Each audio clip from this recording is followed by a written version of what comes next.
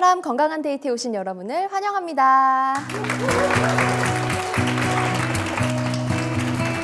네, 여러분 반갑습니다. 안녕하세요. MC 내리입니다.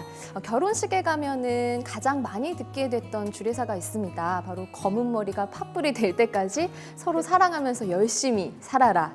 여러분들 미혼 남녀분들은 하객의 입장에서 이런 주례사 많이 들어보셨을 것 같은데요.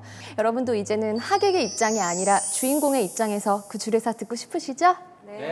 네, 오늘은 그런 분들을 위해서 특별한 이야기 준비했습니다. 하나님의 주례사라는 주제로 오늘 이야기 나눌 텐데요. 오늘도 패널분들 자리해 주셨습니다. 안녕하세요.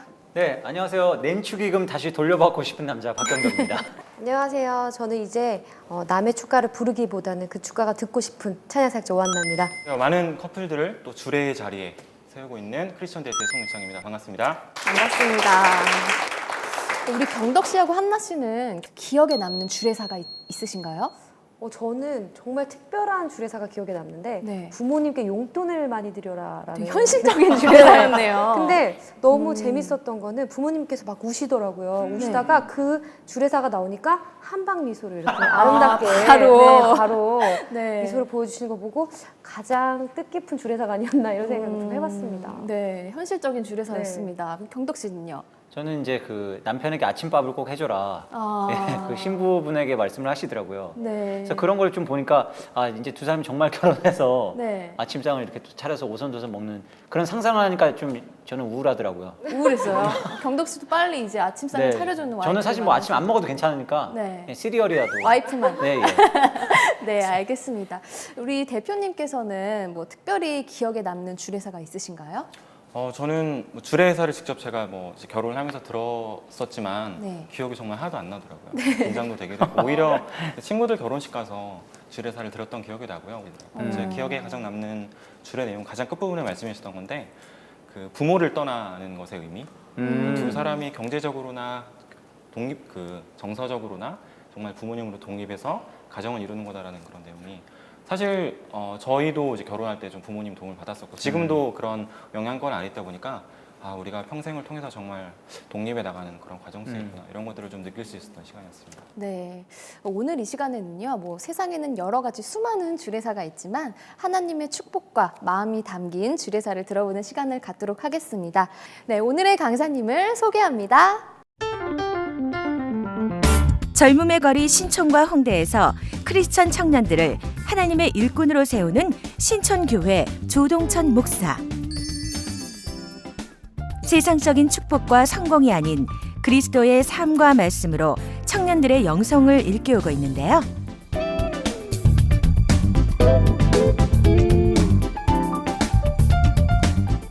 최근엔 상처 딛고 설화란 책을 통해 우리의 감정을 말씀으로 다스리는 성경적 치유법을 널리 전하고 있습니다. 오늘 이 시간에는 하나님의 주례사란 주제로 강의해 주십니다. 그럼 이제 시작합니다. 여러분 만나게 돼서 반갑습니다. 오늘 이제 강의 주제는 하나님의 주례사입니다. 여러분 주례사 많이 들어봤다고 하는데 이제 보통 목사님들이나 교수님들이나 국회의원 사회 저명한 인사들이 주례를 하시잖아요. 굉장히 자신에게는 의미 있는 분들의 주례일 겁니다. 근데 여러분 진짜 들어야 될 주례사는 하나님의 주례사죠. 도대체 결혼이라는 것이 뭔가 이것을 보여주는 아주 짧으면서도 굉장히 의미 있는 주례사예요. 그래서 여러분이 결혼에 대한 꿈과 기대와 기도의 제목이 있잖아요. 근데 정말 결혼이라는 게 뭔지를 알고 원해야 될 거예요. 근데 하나님의 이 주례사를 보면은 진정한 결혼이 뭔가 그것을 정확하게 짚고 넘어갑니다. 여러분 결혼이라는 게 도대체 뭔가를 알지 못하면요 많은 상처를 서로 주고받을 수밖에 없어요. 예를 들어서 우리나라가 이혼율이 몇 년 전에는 아마 미국 다음으로 높았는데 지금은 아마 세계 1위인 것 같아요. OECD 국가 중에서 1위. 도대체 왜 이런 일이 일어날까? 그 이유를 우리가 한번 잘 생각해 봐야 돼요. 그것은 뭐냐면 도대체 결혼이라는 게 뭔가 이 개념이 잘못되어 있어서 그래요.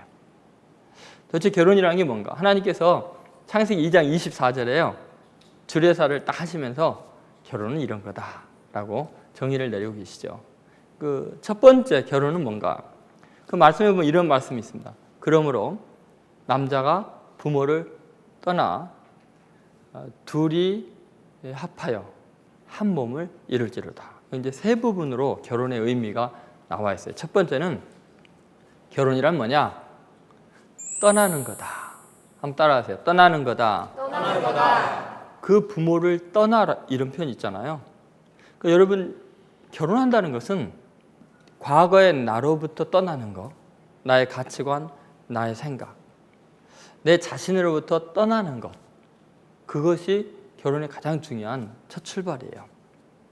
이 부모를 떠나라는 말은 그동안 한 20년에서 30년, 더 많게는 40년 가까이를 한 가정의 울타리에서 그 문화 속에서 습관이 들려져 있었고 가치관이 형성되어 있고 모든 것을 다 나라는 존재 자체가 그 부모의 세계 아래에서 형성이 된 거예요. 그렇죠? 정신적인 거나 또 습관이나 심지어 뭐 옷을 벗어서 어떻게 걸고 양말을 어떻게 벗고 이런 것까지요.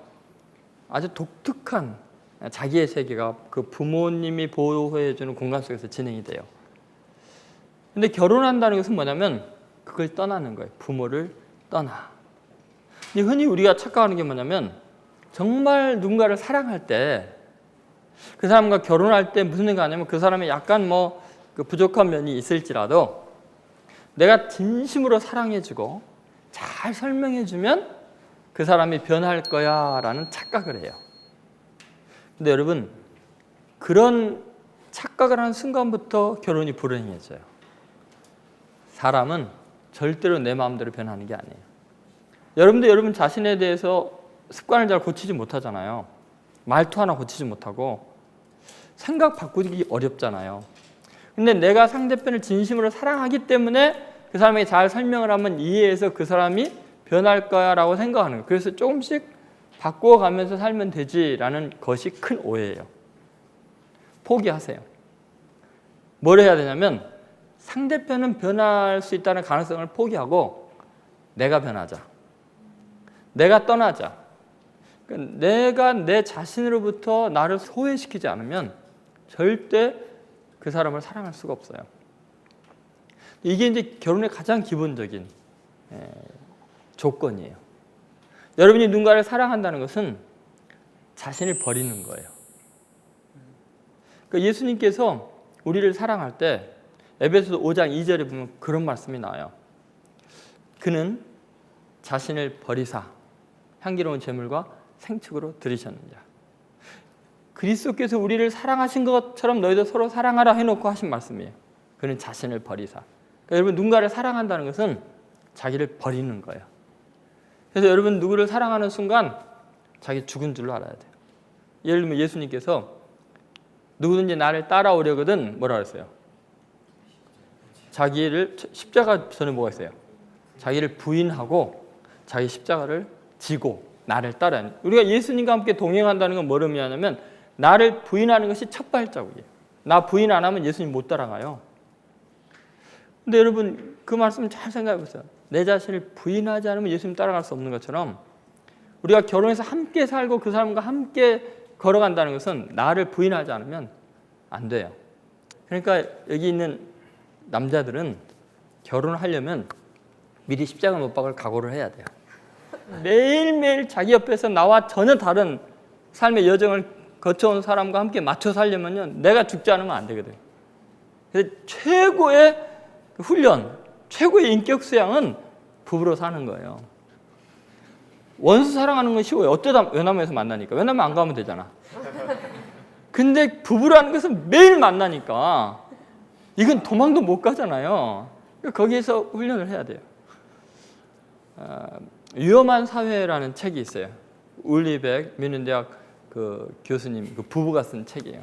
거기 보면은 결혼한다는 것 자체가 근본적인 부조화 속에 들어간다는 걸 의미한다고 이야기해요. 왜냐하면 이 사회는요 개인 성장을 최우선으로 얘기해요. 자아 성취가 이 사회 모든 사람들의 목적이에요. 그죠?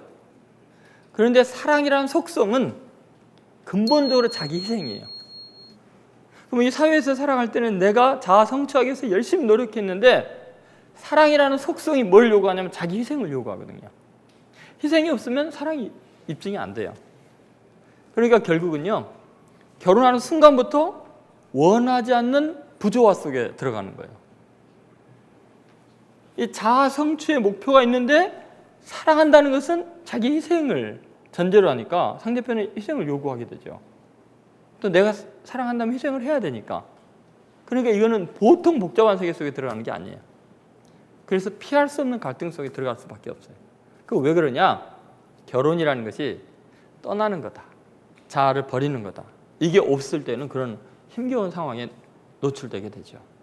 그래서 여러분이 정말 결혼하고자 한다면 자기 십자가 못 박을 각오가 안 됐으면 결혼할 생각을 마세요. 자기 부인이 안 되면은 그 결혼이 아니에요. 예를 들면 이런 거죠. 결혼한다는 것은 모든 자유를 포기하는 거나 마찬가지예요. 그래서 여러분이 이제 친구를 만날 때 결혼하기 전에는요, 1시에 나와도 나갈 수 있고요, 아무 때나 나갈 수 있어요. 근데 결혼한 순간부터 아내나 남편의 눈치를 봐야 돼요. 허락을 받아야 돼요. 그런데 쉽게 허락을 하겠어요? 하루 종일 기다린 아내가 허락할 리가 없어요. 당신은 그럼 나랑은 언제 이야기할 거야? 이렇게 나오니까. 나랑 왜 결혼한가? 그 친구랑 살지. 이렇게 나오니까. 그래서요, 결혼을 하려고 하면은 친구들에게 미움받을 각오를 해야 돼요. 친구들한테 욕먹을 각오를 해야 결혼할 수 있는 거예요.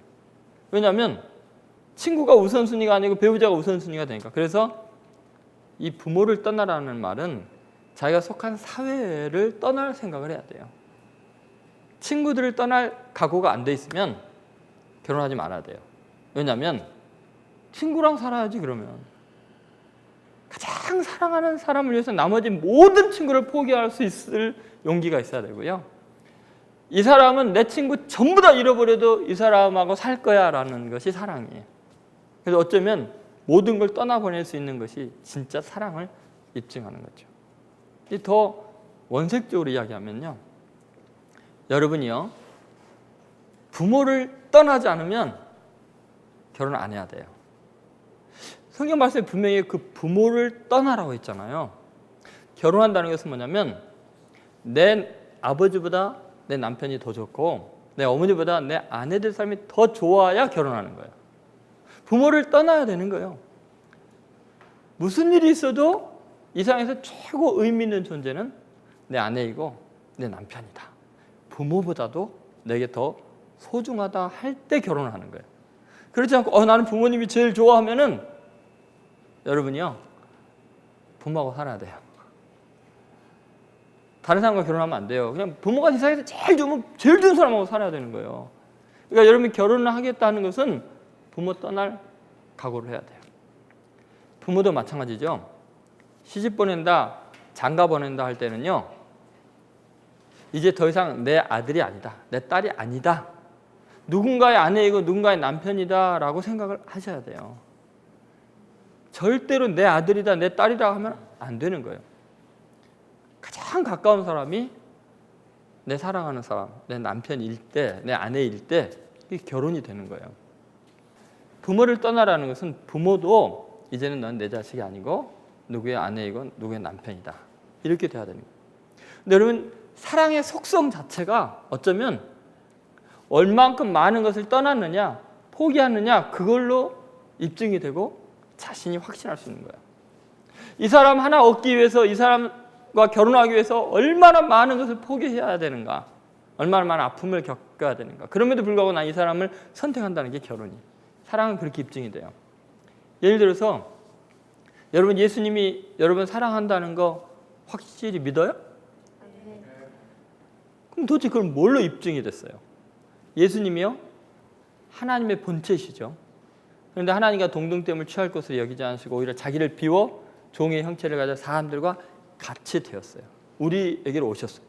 하나님 아버지의 품을 떠나고 영원한 신성을 떠나서 우리와 같아졌어요. 자기의 본성을 버리고 전혀 이질적인 존재인 우리와 같아지셨어요. 그게 사랑이에요.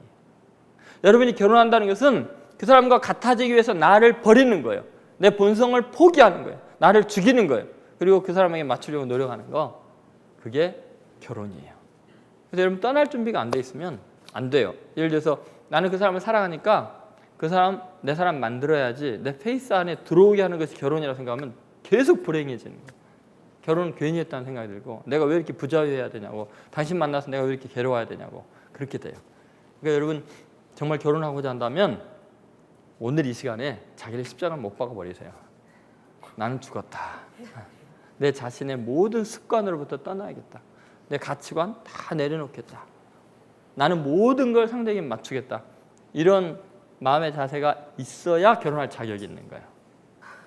나는 그 사람을 위해서 모든 걸 내려놓을 수 있다고 생각할 때까지. 이것이 가장 이제 기본적인 결혼의 의미예요. 두 번째, 결혼이라는 것은 연합하라는 거예요. 이러므로 남자가 부모를 떠나 그다음에 둘이 합하여 이렇게 나오죠. 둘이 연합한다는 것은 중요한 게 결혼이 마주보는 게 아니라 같은 방향을 본다는 거예요. 연합군이 된다는 거예요. 다시 말해서 우리는 결혼할 때 내가 너 사랑하니까 너는 나만 봐. 나도 너만 볼게. 그래서 둘이만 아웅다웅 둘만의 행복을 위해서 열심히 사랑하는 경우가 있어요. 근데 그러다 보면 무슨 문제가 생기냐면 기준을 어디에 맞춰야 되는가. 아까 떠나는 게, 자기를 떠나는 게 결혼이라고 했잖아요. 그러면 기준을 다 내려놨으면은 그럼 어디에 맞춰야 되냐는 거예요. 공통의 목표, 공통의 어떤 꿈이 있어야 돼요. 사명이 있어야 돼요. 결혼은 동일한 꿈과 같은 방향을 바라보면서 그걸 이루기 위해서 나아가는 거예요. 서로 마주보는 것이 합하는 거라고 생각하면요, 상처투성이가 됩니다. 서로 계속 마주보잖아요. 흠밖에 안 보입니다. 식상해집니다. 질리게 됩니다. 그런데 결혼이란 건 뭐냐면 우리 둘이 아웅다웅 마주보면서 행복하게 지내는 게 아니라 같은 방향의 거룩한 꿈을 놓고 그것을 같이 이루어가는 거, 연합군이 되는 거, 서로에게 돕는 자가 되는 거, 그것이 결혼이에요. 이게 굉장히 중요합니다. 예를 들어서 우리가 하나님을 바라본다. 그러니까 하나님을 공통의 목표로 두고 하나님의 나라를 위해서 우리가 어떤 가문을 이룰까? 어떤 가풍을 이룰까? 우리가 무엇을 하며 살까? 결혼하는 그 사람과 함께 그런 꿈을 나눠야 되는 거예요. 데이트할 때도 그런 꿈을 나누는 거예요. 그래서 연합군이 되는 거예요. 근데 그런 꿈이 없으면 문제예요. 왜냐하면 둘이 도저히 합할 수가 없기 때문에 그래요. 기준이 다르기 때문에. 여러분 예를 들어서 100대의 피아노가 있어도 하나의 소리 굽새에 각각 소리를 맞추면 100대 피아노가 다 조율이 돼버려요. 똑같이. 그런데 만약에 서로에게 맞추려고 그러면 이건 뭐 100대 피아노가 서로 맞추려고 하면 거의 불가능할 수도 있죠. 그런데 그냥 각각이 하나의 소리 굽새에다가 음을 맞추면 다 자동으로 맞는 거예요. 우리는 내 자신의 기준을 다 내려놨지만 하나님의 뜻이 뭘까? 그 하나님을 바라보면서 둘 다 하나님의 뜻을 바라보면 둘 다 자동으로 맞아떨어지게 돼요. 그것이 굉장히 중요해요. 예를 들어서 이 사람을 내가 평가할 때 이 사람이 어떤 가치가 있나, 나에게 어떤 의미가 있나 할 때 사실은 하나님이 이 사람을 어떻게 보고 있나를 생각하면서 보면은 가치가 완전히 달라져요. 하나님께서 자기의 독생자를 십자가 못 박아 죽이면서까지 사랑하고 구원한 너무나 존귀한 존재들. 내게는 상처투성이고 내가 보기에는 형편없는 것 같고 내게는 실망만 주는 사람인 것 같지만 하나님은 적어도 이 사람을 위해서 자기의 독생자를 십자가에 못 박아 죽게 할 만큼 사랑하는 고결한 자라고 생각한다면 그 사람에 대한 가치평가가 달라지죠. 다시 새로운 눈으로 보게 되죠. 결혼한다는 것은 그런 거예요. 하나님의 나라를 함께 꿈꾸는 거예요. 결혼 생활을 한다는 것은 위대한 사명자가 되는 거예요. 공통의 사명을 바라보면서 함께 맞춰가는 거. 그게 연합이야. 같은 방향을 보는 게 연합이다. 그것이 굉장히 중요해요. 그 다음에 이제 마지막으로 세 번째 결혼이라는 게 뭐냐. 결혼은 둘이 한 몸이 되는 게 결혼이에요. 이러므로 남자가 부모를 떠나 둘이 연합하여 한 몸을 이룰지로다. 한 몸을 이룬다는 의미를 여러분 이제 잘 생각해야 돼요. 이게 굉장히 중요한 결혼의 의미입니다. 자, 이것은 육체적인 결합만 의미하는 게 아니에요. 정신적인 하나됨만 의미하는 것도 아니에요. 이 말 속에는 본질적으로 상대편에 대한 평가를 다시 하라는 말이에요. 이게 왜 중요하냐면요. 둘이 한 몸이 된다는 것은 따로따로 있을 때는 뭐라는 거예요? 반쪽이라는 거예요. 하나님께서 인간을 만들 때 둘이 한 몸이 되게 만들어놨다는 것은 사실은 하나로 있을 때는 반쪽알이 인생이라는 거예요.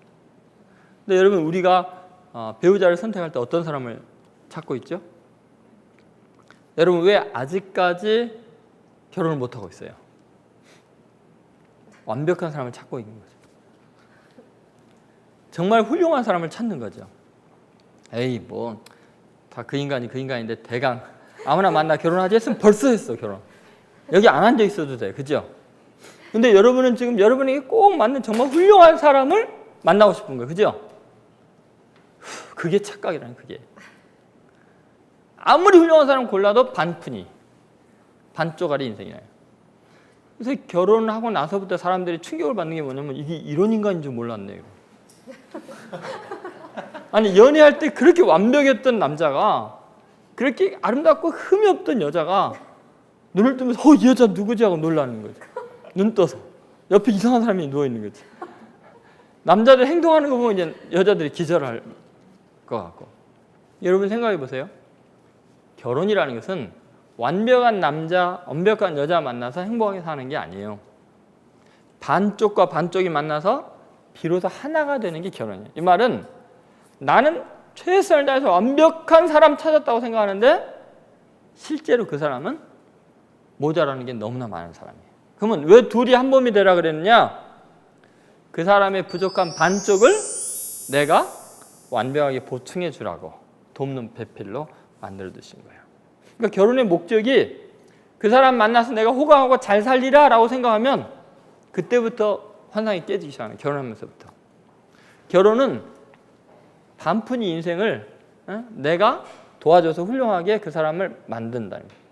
그 사람 때문에 내가 행복해지리라 라는 결혼이 아니고 나 때문에 그 사람 행복하게 하리라 라고 결혼을 해야 돼요. 다시 말해서 결혼할 때요. 여러분이 신데렐라 컴플렉스에 빠지면 절대로 안 돼요. 내가 기가 막히게 멋진 왕자님 만나서 내 인생 이 지긋지긋한 고생에서 벗어나리라 라고 결혼하면은 왕자가 아니라 웬 멍청한 녀석 만나가지고 죽도록 고생하는 거예요. 결혼에 대한 개념을 바꿔야 돼요. 모자라는 인간 만나서 내가 메꿔줘서 완전한 인간이 되는 거예요. 그러니까 만약에 결혼을 이런 사명감으로 하지 않으면요. 대부분 실망하고 고통을 겪습니다. 결혼하는 생활 내내 괴롭습니다. 내가 어쩌다 이 인간 만났는데 이렇게 살아야 되나. 원래 그런 인간 만나서 그렇게 사는 게 결혼이에요. 환상을 깨세요. 행복하고 편하고 즐겁게 살려면 혼자 사세요. 근데 진짜 이 세상에 태어나서 한 사람 완벽하게 내가 위대하게 만들어주고 죽으리라. 그러면 결혼하세요. 그게 중요해요. 신데렐라 컴플렉스에 빠지면 안 돼요. 그건 동화 속의 이야기예요. 그죠? 여러분은요. 평강공주 컴플렉스에 빠져야 돼요. 왜냐면 그게 역사니까. 현실이니까. 동화 속에서 살면 안 돼요. 평강공주처럼 바보 한 놈 만나서 장군 만들리라. 그게 결혼이에요. 나 때문에 이 사람이 행복하고 나 때문에 이 사람의 모든 아픔과 슬픔이 치유되고 나 때문에 당당해지고 나 때문에 행복해지게 하고 나 때문에 외롭지 않게 하고 그러기 위해서 결혼하는 거지 내가 정말 멋진 사람 만나서 호강하리라? 절대로 그런 일 없어요. 그건 드라마 속에나 있을까 말까예요. 여러분 결혼한다는 것은 내가 누군가 한 사람을 행복하게 하겠다. 그 사람 부족함을 다 메꾸겠다. 그것이 사랑이에요. 정말 누군가를 사랑하게 되면요. 그 사람의 부족함을 메꾸고 그 사람의 필요를 채워주는 것이 행복이 돼요. 여러분 결혼한다는 것은 상대편에 대해서 뭔가 내가 좀 섬기고자 하는 마음, 그를 완벽하게 하는. 저 사람 참 실력이 있는데 너무 돈이 없어. 내가 열심히 벌어서 내가 부자니까 우리 집안 잘 사니까 어떻게든 도와줘야겠다 이런 마음. 저 사람 약간 외모는 참 반듯한데 생각이 좀 모자라는 것 같아. 그러면 내가 똑똑하니까 저 사람 좋은 것들을 내가 잘 지혜롭게 함께 살아가면 정말 훌륭한 사람 되겠어. 뭐 이런 생각을 해야지. 아니 세상에 잘생겼고 돈 많고 똑똑한 사람이 어디 있어요? 거기다 인품까지 착해요? 그런 사람 없어요. 완전히 얼굴이 절망하는 표정을 짓고 계시네. 그게 현실이에요. 결혼은 부족한 사람 만나서 채워주는 거예요. 여러분, 예수님이 여러분을 사랑한다는 것은 뭘 의미하냐면 완벽하기 때문에 사랑한 게 아니에요. 그러면 우리는 구원 못 받아요. 우리가 연약하고 우리가 죄인 되고 우리가 원수 되었을 때 우리를 사랑하셔서 우리에게 오셨어요. 그게 사랑이에요. 사랑은 내가 그 사람을 행복하게 하는 거예요. 그런 열망이 생길 때 그 사람과 결혼하는 거예요. 그래서 남들이 보기에는 손해보는 것 같은 결혼이 진짜 훌륭한 결혼이에요. 그 사람은 평생 행복하게 살 수 있어요. 여러분, 정말 결혼이 어떤 걸까요? 둘이 연합하여 한 몸을 이룰지라. 한 몸을 이루는 것은 운명을 같이 하라는 거예요. 이제 마지막 끝날 때까지 떨어지지 말라는 거예요. 그 사람 도우면서 평생 그렇게 살다가 죽으라는 거예요. 폴란드에 에릭 왕이 있었어요. 거기에 바사 공작과 부인 카타리나 자길로가 있었는데 이 바사 공작이 반역죄로 이렇게 이제 판결이 나가지고 종신형을 선고받아요. 그런데 이 카타리나 자길로라는 그 부인이, 공작 부인이 매일같이 왕을 찾아와서 울면서 나를 내 남편과 함께 감옥에 넣으려라.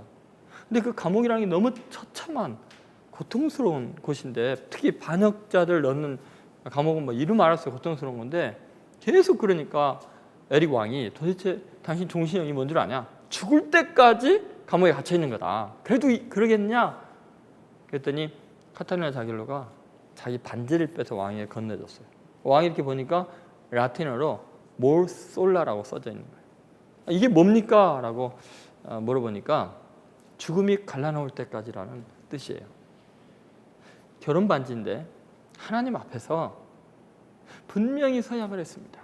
남편과 죽음이 갈라놓을 때까지 떨어지지 않겠다고. 우리 둘은 한 몸이라고. 내 남편이 지금 차가운 지하 감옥 속에서 고통을 겪고 있는데 내가 어떻게 공작 저택에서 편히 있을 수 있습니까? 나를 함께 넣어주십시오. 그래서 에릭 왕이 함께 감옥에 넣었어요. 그래가지고 그 공작 부부가 17년을 감옥에서 처참하게 지내요. 에릭 왕이 죽고 나서 그들이 석방이 됐어요.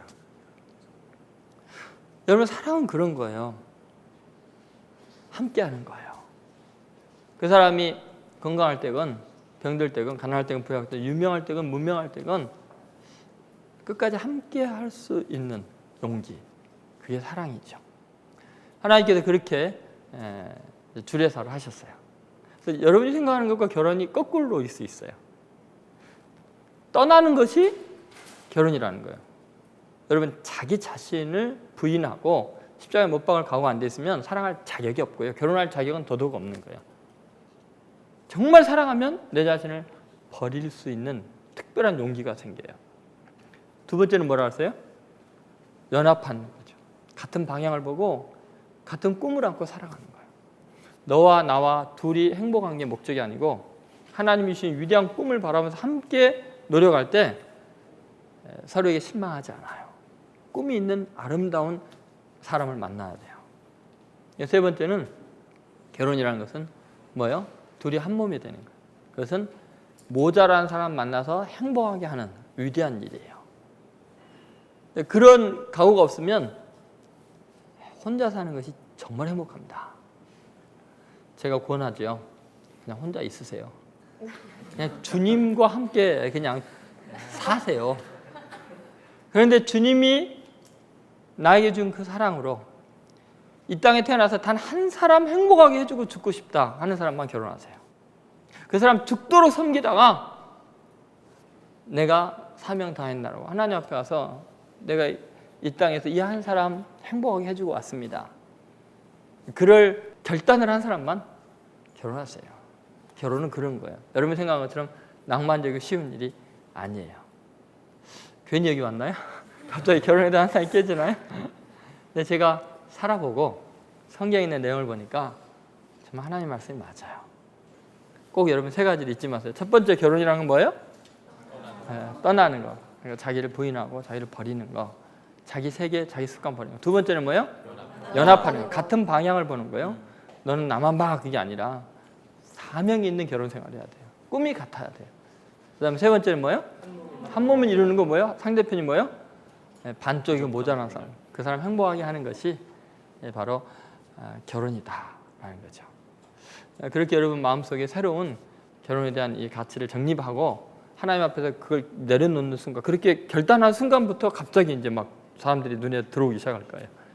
그리고 결혼할 수 있도록 하나님께서 준비된 사람에게 좋은 배우자를 보내주셔서 자연스럽게 만나게 하실 거예요. 그 준비가 안 돼 있으니까 지금 아직 못 만났던 거예요.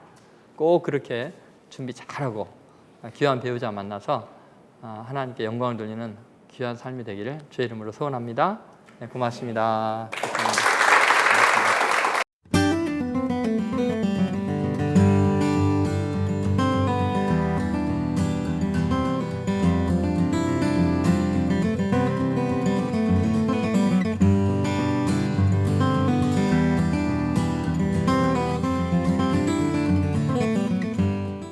네, 부족한 사람을 만나서 채워주는 게 사랑이고 결혼이다. 그 말씀이 저는 참 가슴에 와닿았습니다. 오늘 말씀 정말 은혜롭고 좋았는데요. 여러분들은 어떠셨어요?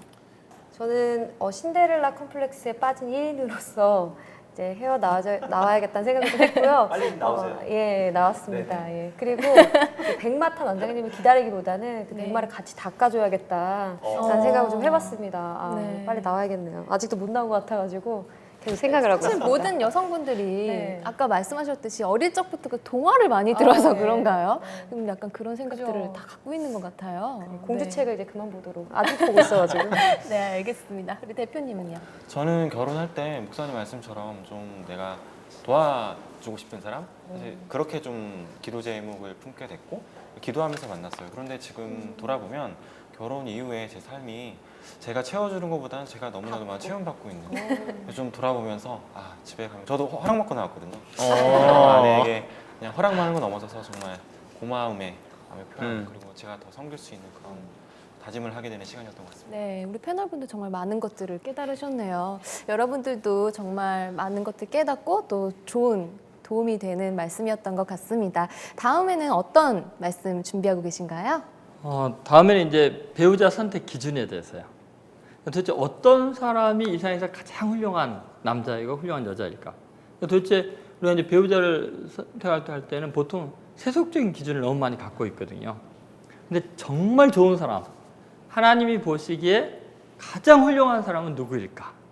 그래서 성경에 나오는 한 부부 이야기를 하면서 세상에서 하나님이 가장 멋지고 훌륭한 남자, 여자로 선택한 사람에 대한 이야기. 그래서 배우자 선택의 어떤 기준, 이거에 대해서 함께 이야기 나누려고 합니다. 네, 다음 강의도 정말 기대가 됩니다. 오늘 좋은 말씀 나눠주셔서 감사합니다. 네, 고맙습니다. 네, 결혼은 해도 후회, 안 해도 후회다. 심지어 결혼은 무덤으로 들어가는 것이다. 라는 말을 기혼자들에게 들어보신 적 있으시죠? 이런 말들 때문에 우리의 결혼관이 어쩌면 잘못 형성된 것이 아닐까라는 생각이 듭니다. 진짜 하나님이 의도하시고 기뻐하는 결혼을 준비하고 소망하시는 여러분들 되시길 바라면서 저희 좋은 사람 건강한 데이트는 다음 이 시간 다시 찾아뵙겠습니다. 감사합니다.